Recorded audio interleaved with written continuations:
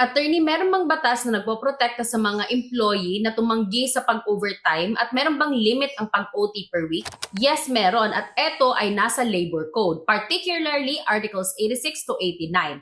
Now, take note that ang pag-OOT or pag-overtime, it is merely voluntary. It is not mandatory. So, since voluntary lang siya, ang option kung mag-OOT siya or hindi ay nasa empleyado at hindi mo pwedeng pilitin as a general rule na mag-OT ang inyong empleyado. Pero sa ating labor code, particularly Article 89, meron din mga exceptions or may mga instances kung saan pwedeng i-require ang empleyado na mag-OT. Na kung pinag-OT ka ng inyong employer at ang rason kung bakit ka mag-OT ay wala sa mga nakasaad under Article 89 of the Labor Code, then pwede kang tumanggi sa inyong employer. Now, may limit ba ang pagre-render ng OT? Under our Labor Code, walang limitasyon. So, ibig sabihin, nakadepende ito sa agreement between you and your employer.